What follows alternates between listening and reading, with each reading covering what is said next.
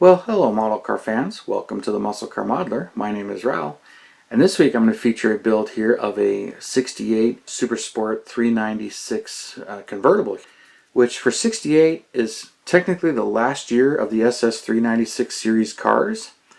What I mean by that is it's the last year the VIN actually tells you it's a Super Sport model. For 64, 65, 66, 67, and 68, the VINs actually said it, and it was 13837 for the coupe, 13867 for the convertible here, and 13880 for the El Camino. So technically 68 is the only year for the SS396 El Camino, because the SS396 package was not available before 68 on the El Camino. 68 was also the last year for the SS396 series as a separate car line, separate from the Chevelle and the Malibu. 69 it became the Z25 package, which was the SS396 package, but the VINs no longer told you it was an SS or not. So that pertains to 69 and later cars. So those ones you really need to have your build sheets to tell you what it had. For 68 though, the VIN doesn't tell you which 396 they came with. So the VINs basically portray the standard 325 horsepower version.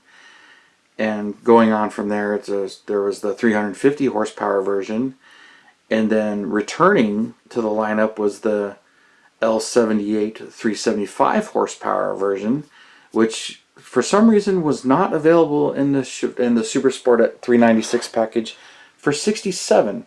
I found that kind of odd because it was available for 66, but it was not available for 67, and it returned for 68. However, manual transmission only for that particular one. And another thing when it came to the Chevelles for 68, all of them came with a 12 bolt, but posi traction was an option. Kind of unusual, but all the SS cars got 12 bolts, but the 12 bolt was technically available in other 68 Chevelles. So if you find a 68 Chevelle and it has a 12 bolt, that doesn't necessarily mean it's an SS car, but the VIN will flat out tell you it's an SS car. But it doesn't tell you which 396 it came with. So for that you need all your proper documentation and build sheets. But another thing that is a common misconception with the SS cars is the bucket seats and console was not standard. Bench seat was actually standard, so it is possible to get an SS396 with a bench seat and no console. Those have been made, and many people that have them or show them have had stories where they're like, "Oh, it's a fake, it's a clone." It's like, no, it's possible. It did happen, and a number of them happen. And then since I like my trivia, here's something else that's kind of interesting between 68s and 69s. The hood. Do you know the hoods are not interchangeable technically? A 68 hood and a 69 hood, while they appear exactly the same, they do not bolt to the hood hinges in the same manner. The hood hinges are actually specific as well. So if you're swapping a hood from a 68 to 69 Chevelle and you don't know what you're getting into, the hood will not bolt to the hinges. The bolt spacing is different. So if you have an original 68 hood, you need to make sure you have the 68 hinges. So you can swap the hoods, but you have to swap the hinges as well, because the hinges bolt to the fenders just fine, but they do not bolt to the hood the same way. And I understand that all the reproduction hoods are actually 69s, and so are the hinges. The hinges stayed the same, 69 to 72, I believe. But 68s had their own hinges, and the bolts and spacing were different, so the hoods are technically different. And that pertains to all 68s. Not just the SS hood. So it's kind of, that's just something I get a kick out of when I read and find out things like that. So when it came to the styling of the 68, it was based on the Malibu, and it did have this chrome strip that goes along the bottom, but the SS cars had the special blackout trim, so you should see all of them with the black rocker panels. Where on Malibus that was usually body color, and I guess they could be argent silver as well. Some of the other features of the 68 is the different grille and bumper setup. 69s are a little bit different, And I tend to like the 69's front end a little bit better personally, but the 68, I like the taillights, even though the 69 ones got a lot bigger and nicer, but they tend to, some of the reason for that with GM was the taillights were, people complained they were just a little too small and hard to see, so they went with a little bit bigger taillights for 69. But I tend to like it. I like the blackout treatment and all the stuff there. And of course, the interior is different. The dash is different. Square gauges instead of round gauges. 69 has round gauges. But when it comes to this one, oh, and the stripe, that was an option. So you can see them with or without the stripe. And the stripe only came in, actually I believe 3 colors. Black, white, and red. But most of the time, black and white are the only time you see the stripes. But I do believe red was available for 68. Now when it comes to this particular build, this is an older build. I built this back in 2004, somewhere right around there. I think I had a little bit before that, but finished in about 2004. And this is actually the AMT kit, and it's a resin copy of AMT, which I don't believe AMT offered a 68 convertible, only the coupe. They did offer a 69 convertible, and a few years back that was finally re-released, so I picked up one of those. And ironically, if I remember right, that 69 convertible actually had like the 68 marker light up front here. But the back half was converted to 69. So it's kind of funny that that convertible has the marker light. I'll have to pull out my kit and really look it over again. But this is a resin copy. It's from a Garage Cast Resin, and it was something I had picked up on eBay, and I think it was available directly from them at that time. But and it came with pretty much the body, the dash, the front and rear bumpers, which the bumpers were not chromed. Chrome Tech Bob did the chrome for me, many years ago. And I remember I had an issue where the rear bumper was too wide. So if you see these fine little lines in the chrome, this is where I learned some of this stuff.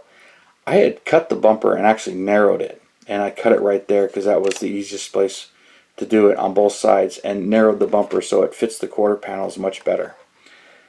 And while I like the way it looks, it's not perfect. You can kind of see the line, but it doesn't really stand out too much. But she's looking good. And then I believe the convertible boot was resin. Came with the body, with the dog legs. But the interior, I believe, is all right from the 69 donor kit. And when I did this one, I dressed it up as of course, the 396, of course, but I dressed as the standard model 325 horsepower. So I didn't give it the chrome valve covers, and there's not a whole lot of detail to this particular kit there. But it does have the manual tranny, and it's not too bad. There's some fitment issues. I remember trying to fit a few things. I didn't get in here and paint so you can really see the chrome on the insides here and some of the raw plastic on the inside, but I blacked those out now, but back when I built this one I didn't quite get all the detail as I do now. But the decals on it are Keith Mark's decals. Those are his. And paint, I don't remember what paint I used, or if it was airbrushed or spray painted. I think it's airbrushed, and I don't think it's clear coated. Matter of fact, I got some pictures of the build from back then, and I've kind of touched it up. It's been cleaned up a little bit. I foiled the trim on this one, which my original build is pretty much the same, but that's silver. So I'll show you some of my old photos, and then I don't have the mirror on my original photos when I completed it. I added the mirror later, but that is one from R&D Unique, and it's pewter, so that's why it doesn't quite match. And there are better mirrors out there now that I can get from donor kits, but that's what I used, and it was probably about 2008 when I updated it as far as adding the foil, adding the mirror, because some of the things are missing. But pretty happy with the way this one is. And I still have the Revell kit. I bought that one. I haven't built it yet. I built the Revell 69 Chevelle, but the 68 I haven't built yet. But at the time, this was the only thing I could find other than the Model House conversion to convert a coupe. But I bought this convertible. Now I did buy the Model Haas conversion as well, and I still have it. It's in my pile there along with some more AMT 69 Chevelles. I probably have another 3 or 4 of them. But and I still have plans to build them all. They're easy to build. I don't want to say they're easy to build. There's a lot of fitting detail you got to do to, in my opinion, to make them look better. But especially the taillight area, it needs some work in that area as far as fitting and testing goes. But I'm pretty happy with it. But for the longest time, when it came to a 68 or 69, that was it. But now Revell has come out with their kits. So I got the Model Haas conversion to convert another coupe 69 into a 68. Haven't built that yet, but I've got a number of Chevelles. But this one filled a hole in my collection for the longest time, as I wanted to have all of them done. And I built the 65 through 72. I got all of those done. The 64 I have not built yet. I do have a Resin 64, but for whatever reason I have not built that one yet. And I don't know why. I'll get to that one someday, along with the 64 El Camino and a 64 four-door Chevelle wagon. I got those as well. Both of those are rebuilders, but I don't know why the 64 I haven't built that one yet, so I'll have to get to that one. But this is one I did a long time ago. I completed a string of them, so got 65 all the way through 72 done. So definitely all the big block cars, but don't have that 64 small block SS built yet.